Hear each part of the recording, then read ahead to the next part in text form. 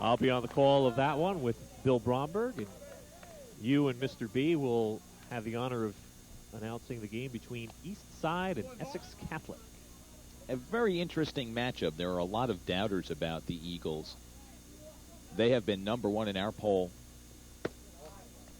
and I think deservedly so. They are a robust hitting team. I believe they recently picked up their 17th win, but there's some doubt about their competition.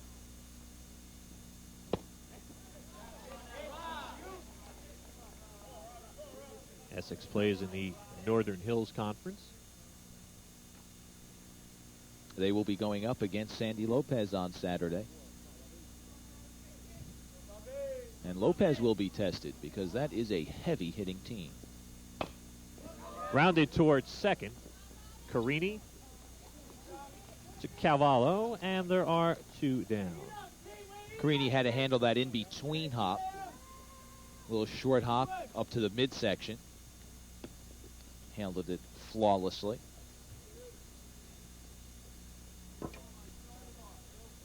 Talking about the States, Essex, the number 3 seed in North B. There's Mike Quant stepping in. Quant 0 for 1, but again, he has helped his team with his defense today. Outstanding backhand play of the overthrow, and then the strike thrown to the plate to nail Carini, who was trying to come in with the game-tying run. And he had to do it flat-footed. He was racing to his right, had to backhand the ball and just stand up and throw. And he had to do it flat-footed. Made a real fine play. 2-0. And again, we saw in our replay, Mike Shepard Jr. made the quick call to send Carini, and it was the right call because you don't expect the shortstop to be there. Quant made the outstanding play to hustle behind the throw, back it up.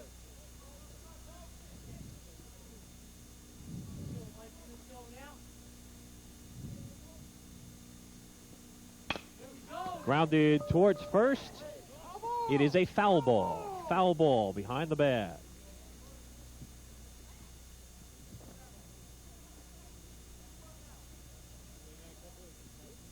Two and one to Quant. Quant walked and scored a run in the third inning. He scored on the double hit by Jason Metalliano. Right now that stands as the winning run. That gave Caldwell a 2-0 lead in the third. Seton Hall came back to score 1 in the fourth, and that's our score right now. Caldwell 2, Seton Hall 1. And again, a reminder, these two teams will play at 3 o'clock in Verona this coming Saturday. Hard hit ball, right center field, sending Zidzunis back, and this one's going to be in the gap for extra bases.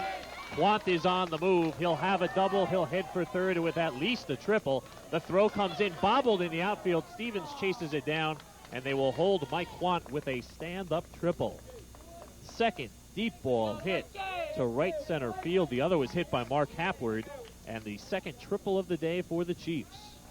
Ball got up and out in a hurry. Zidzunis had a little trouble picking the ball up. And then on the return throw, on the relay throw, we saw the ball bounce away a little bit.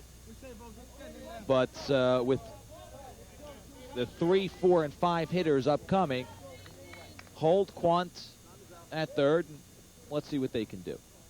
2 away here in the top of the fifth for Metalliano, and Mike Shepard Jr. calls for time. He wants to have a meeting at the mound.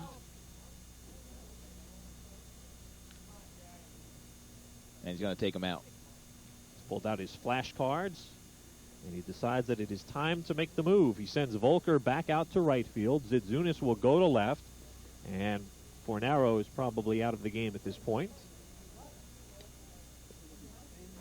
Fornaro is out, and Mike Fanning is in on the mound. So the three-way change for Seton Hall. Again, Zidzunis goes from right to left. Volker is back in right field, and Mike Fanning is in on the mound. And they lose their DH with Volker and Zidzunis.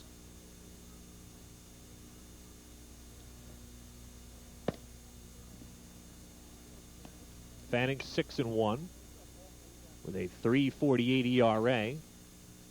He has worked the most innings on this staff at 48 1/3, allowing 53 hits. He's got 33 strikeouts and 20 walks.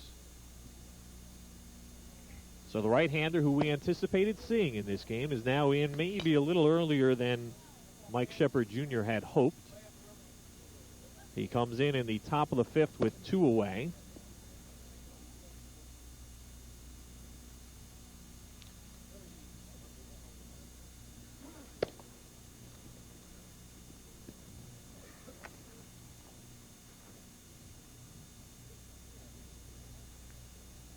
The change will possibly necessitate a change in the Seton Hall batting order. Fornaro is out, but again, he could re-enter to bat in his spot.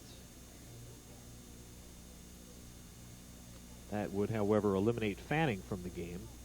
But we will see about that when it comes time for that spot in the order. We have just passed it for Seton Hall. Fornaro bats 8th. And Dillon will be up, which is the top of the order for Seton Hall. So we won't get to Fornaro's batting spot for quite a while. Right, yeah, I jumped the gun a little bit there saying they had lost the DH, but clearly they did not, keeping Fanning in Fornaro's spot. Anyway, we've got 2 away here in the top of the fifth. Mike Quant is on third. It's a 2-1 Caldwell lead. Jason Mataliano, the batter. He is the first batter to face new pitcher in the game, Mike Fanning, and he greets him with a ground ball up the middle, off the bag. It's a single and a 3-1 Caldwell lead. You know, I wonder, I didn't get a chance to talk with Coach Shepard. I got off the headphones for just a moment. What he was thinking about. Again, you coming in, you're going with a fastball pitcher, bringing in a breaking ball pitcher. Perhaps he thought he could get that out on the breaking pitch before Caldwell could make the adjustment, and he almost did. Fanning almost handled it, and then it was a little bit of a dribble, and it bounced off the bag, and it backfires a little bit on the Pirates. Mark Hapward, a triple and a ground out. In the dirt, moving up on the play.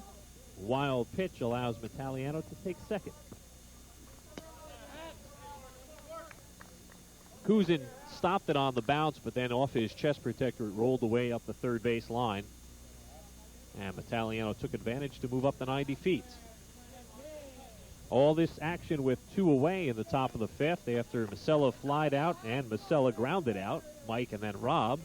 Mike Quant hit a triple, and Jason Mataliano with a ground ball single right off second base. And again in the dirt, and Kuzin with the stop. Kuzin, a good catcher, doesn't let many balls get past him, but being tested early with Fanning on the mound. And you talked about that earlier, about the catcher making the adjustment. Never mind the Caldwell Chiefs, but Kuzin has to make the adjustment for the 3 different styles that we've seen thus far. And this is style number 3 that Chris Kuzin is seeing. Fanning steps off as Stevens bluffs the runner back to second base. Mike Stevens at shortstop. He'll be the pitcher on Saturday for Seton Hall.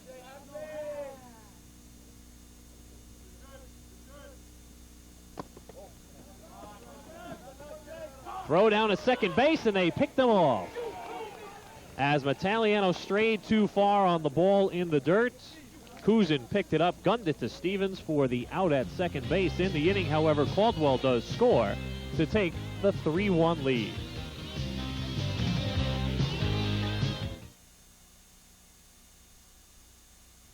Hello, I'm Tom DeLisio, Essex County Executive. Job Hunters, the Federal Job Information Center, operated by the Office of Personnel Management, has information about employment with the United States government. For the Job Information Center in your area, check the blue pages of your local phone directory under a Federal Government Office of Personnel Management, or call 1-800-347-1997. 1-800-347-1997. Welcome back to West Orange. Chris Kuzin with the hard throw to second base, picked off Jason Mataliano, who had wandered a little bit far on the ball in the dirt. It was the 3rd straight pitch that had been in the dirt from the relief pitcher. Here's a look at it. Nice backhanded grab, and the key was that it never got away from Kuzin. He got it right with the glove. Here's the throw to Stevens. The arm coming in, but the glove beats him there. There's Kuzin, the junior backstop, doing a fine job this afternoon. Change for Caldwell defensively. Brian Shave has replaced Rob Masella at second base. Shave at second. And has been very steady defensively for Caldwell. And in for late defense here in the bottom of the fifth. So Shave playing second base. It is the top of the order for the Prep here in the bottom of the fifth. Dillon, Schwarzbeck, and Stevens. Dillon was at bat when the bottom of the fourth was ended on the steal by Carini. He clearly had third base stolen. He got a great jump, but then the overthrow, backed up by Quant. His throw to Colalillo for the third out of the inning. That at the point was the tying run. Caldwell has since added one. Blake Clancy back out on the mound. There has been some warm-up action for Caldwell, but Jeff Edwards has not made the move yet, if he is going indeed to make the move. 3-1 to Dillon.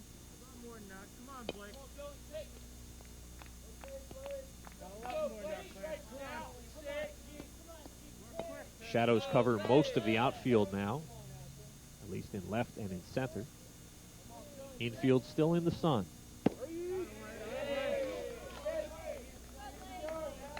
Look at the big trees out in left field that are now covering most of the outfield. And a little bit of shortstop. The whole infield, the whole right side in the sun. Hard hit ball up the middle for a single. So Dillon strokes a 3-2 pitch for a single to start the bottom of the fifth. And again, a reminder, this is a Seton Hall team that has been averaging 8.6 runs per game. They've been held to only one so far. Yeah, they've been shut down by the left-handed junior pitcher. Dillon, hard hit ball up the middle. And now, what do? He's got speed at the top of the lineup. You're down 2. I guess you're going to run him. Their least runs in a game, interestingly enough, was in their most recent game when they scored 3 against West Essex. Toss to first. They also, they scored 2 in the loss to Eastside, so that was the least they had scored. Scored 2 against Morris Knowles and 1 against Del Barton. I got to tell you, pick off at first. Throw to second. And back to Clancy, and he'll put the tag on. So it will go 1-3, 6-1 on the pickoff attempt of George Dillon. Well, I'd say Dillon had gotten the steal sign, and we saw Clancy earlier with a pretty good move, and yeah, he was going. And a clean pickoff, and nothing he can do but try to extend it a little bit. He was able to do it for a while, but finally Caldwell executing the rundown, and that is another big break for Caldwell. One they created themselves. Schwarzbeck grounded to first. Cece with the play, and Cece makes it himself.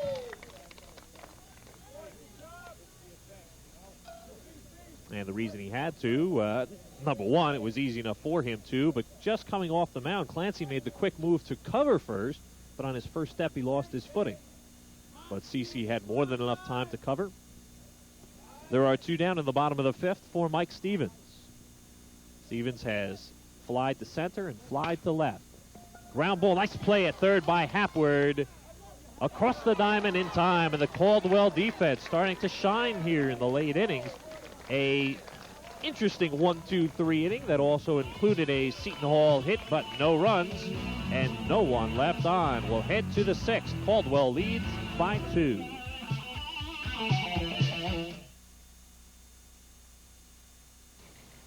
The following special announcement is an Earthwatch alert.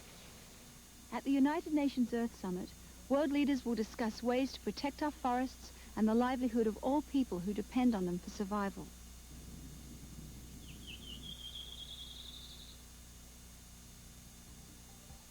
Stay tuned for updates and important developments on Earthwatch, a local view, only on Suburban Cablevision, TV3. The Caldwell gloves showing in these last 2 innings. They hope that they keep those gloves hot for this coming weekend's GNT semifinal action. And they will host Seton Hall once again. You'll be able to see Caldwell take on Seton Hall in the GNT Tuesday afternoon, May 26th at 2:30. And then again Thursday, May 28th at 9:30 in the evening. And the second half of the GNT semis matches up East Side against Essex Catholic. You'll see that one Wednesday afternoon, also at 2:30. And Friday, May 29th at 9 o'clock, all the action coming your way right here on TV3. To carry you through innings 6 and 7, here is Matt Lachlan. And Matt, a great defensive play to end the fifth. Hapward, we talked about it earlier, Paul. He angles his body towards second base, and he came up with a brilliant play, a diving stop, and a good throw, and he leads things off here in the top half of the sixth inning. It'll be Hapward, Cece, and Decker Prendergast to face the third Seton Hall pitcher, Mike Fanning. I guess that play can a little bit eliminate his little mental error before about not running out the infield pop-up. 3-1, Caldwell on top. Single runs in the second, third, and fifth. Seton Hall countering with one in the fourth. Pop up to second base. Tom Carini calling for it, and there's one down. No doubt Hapward running that one out. And it'll be a long time before he won't run one out again. We shouldn't keep harping on it. He's played a good game. He's had a triple and a run scored, and he's played a fine game in the field. Here's Gerald Cece, who is 0 for 2. Cece, a strikeout victim in the second, and grounded back to the box in the third. But if you're going to make any mistakes, make them on Tuesday. Don't make them on Saturday. And again, not that this game doesn't mean anything. It's a big game. Two Essex County rivals. You want to keep winning, but it's not a conference game, and it's not the county game. So in one way, it doesn't mean anything. Although the teams have not played that way. They've hit well, although the pitching certainly has dominated to a point, and the defenses have been out, especially for Caldwell. 7 hits for the Chiefs, just 3 for the Pirates, as the count goes to 2-1 to Gerald Cece. Caldwell with Madison on Thursday in the opening round of the North 2 Group 2 playoffs. The Chiefs, the top-seeded club. The Dodgers seeded number 8. How about this week for Seton Hall? Caldwell today. They have Union here on Thursday. Then, of course, Caldwell in the GNT. And then coming up on Monday, they'll be at Morristown playing for the conference championship. Another fastball. Cece goes to right field, and it's foul. And then Count holds it 2-2. To follow that up on Tuesday, they open up in the States. So in the span of the next 8 days, they have some very tough games upcoming. And, Paul, you mentioned that West Essex was scheduled yesterday, and I believe they have rescheduled that for next Wednesday. Right here at Verducci Field. So that will close out the season for Seton Hall, at least the regular season part of it. The pitching depth will be tested for the Pirates. 2-2 with one down. Off-speed pitch. Cece grounds it to third. Dillon's throw in time. There's 2 away. Dillon has also played a very solid third base for the Prep. These are things that both teams will keep in mind on Saturday, where the strong points are. There really have been very few weak points to exploit. In one way, because we haven't really seen the outfielders tested with their arms. We haven't seen any trick-type plays. So really nothing that I've been able to pick out that either team can exploit. I'm sure Jeff Edwards and Mike Shepard, however, are writing down some notes about what player plays a little bit too far left or too far right, or that guy's in too shallow. We can do this, we can do that. Always thinking. 1-0 to Todd Decker Prendergast. 1-1. Well, on Saturday, Seton Hall will be seeing Caldwell's top pitcher, Chris Binder, who will enter the game with a 6-2 mark and a 1.73 earned run average. And he is a fastball pitcher, so a different style from Blake Clancy. Clancy had the curveball early and has basically kept Seton Hall off balance with a mixture of fastballs and curves. 1-2 the count to Decker Prendergast as the curveball drops in. Big curve from Fanning. Paul DeCencio has given that low strike all afternoon. Breaking pitch swung on and missed. First strikeout for Fanning, and a 1-2-3 inning after 5.5. It holds at 3-1.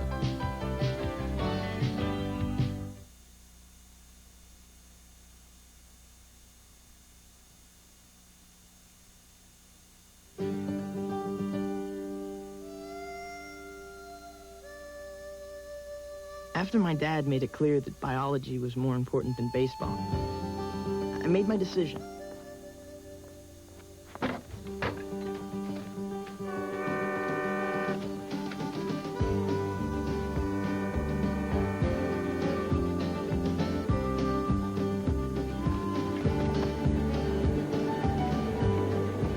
But I missed the 8:45 to Springfield that day, and was starting to think running away wasn't such a great idea after all. And I saw him. Whistle Stop Willie.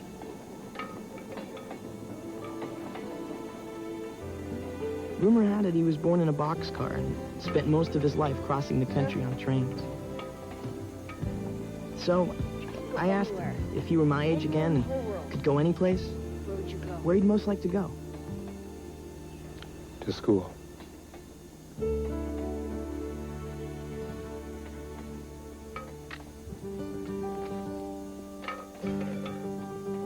His answer sent me in a different direction, and is one of the main reasons I'm graduating today.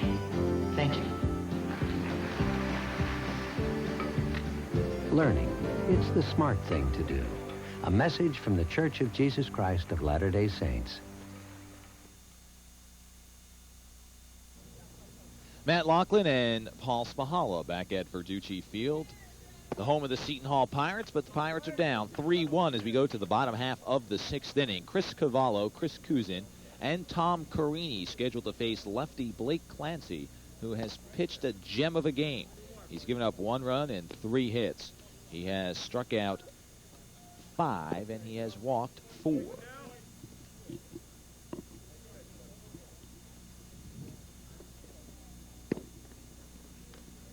And as I mentioned, last half inning has kept Seton Hall, this heavy-hitting club, off balance and has had some good defense. And Caldwell has put the package together, and they're looking for their 19th win of the year. Last time they won 20 was in Charlie Honecker's last year, 4 seasons ago. The Chiefs sent Charlie out with the 20-win season. They did it on the last game of the year. And this is the top season in Jeff Edwards' 4 campaigns. Chris Cavallo takes the first pitch, a little looper out toward short right field. Brian Shave backing up, and there's 1 down. Shave on in place of Rob Maselli, came on defensively last inning. And as we said, a good defensive player.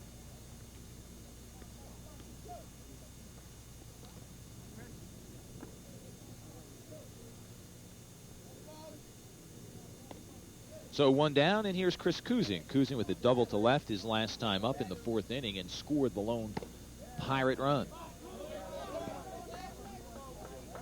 You mentioned 20-win season. Seton Hall is shooting for their 4th consecutive 20-win season. Right now they have 17. And at this point, does not appear number 18 will be today. They will need at least 2. Well, they're not out of this at bat or next. Yeah, they're not out of it, but the way Clancy has been pitching, they'll have to do some comeback hitting here as he falls behind Cousin 3-0. Seton Hall won 21 games last year, and the year before they were 20 right on the button. That year they won the Greater Newark Tournament Championship, defeating Columbia in the final game. Hapward has it skip past his glove, and it moves into left field. Cousin rounds first and holds on the error charged against third baseman Mark Hapward.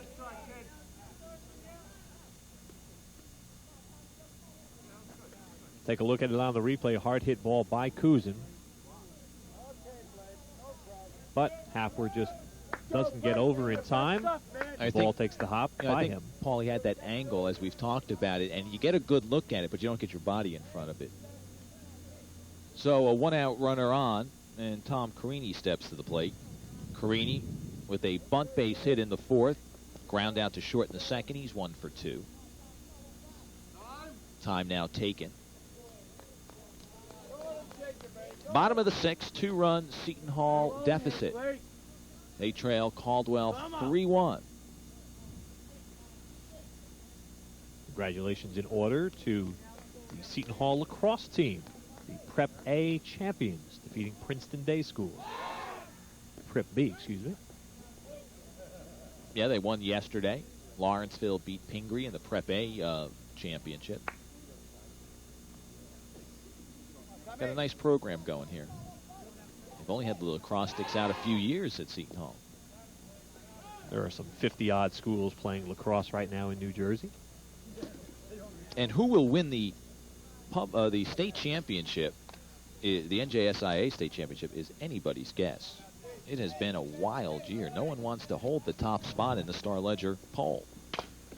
Ground ball back to the box, knocked down. Clancy throws to second in time. Hard slide, good slide, legal slide by Kuzin. Sends Quant down to the ground. Quant, no worse for wear, and the lead runner erased. Knocked down by Clancy.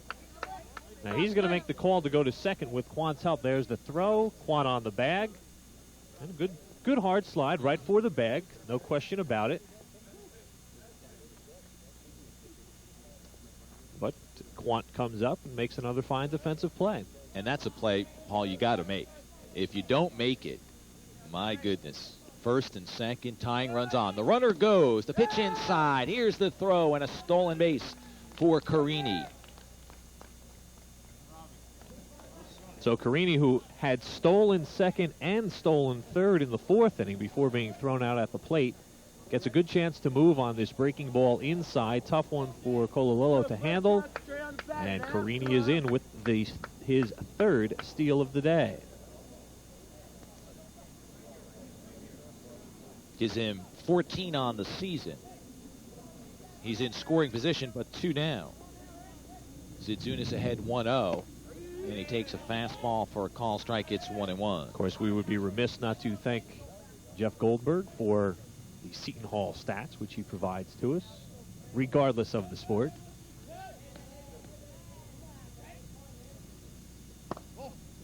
Yeah, Jeff, a good man, and loves his Seton Hall prep athletes, loves the school, and is generally in attendance at virtually every game once he gets out of work. In fact, he's here this afternoon. 2-1 to Zydzunas. Carini leading off a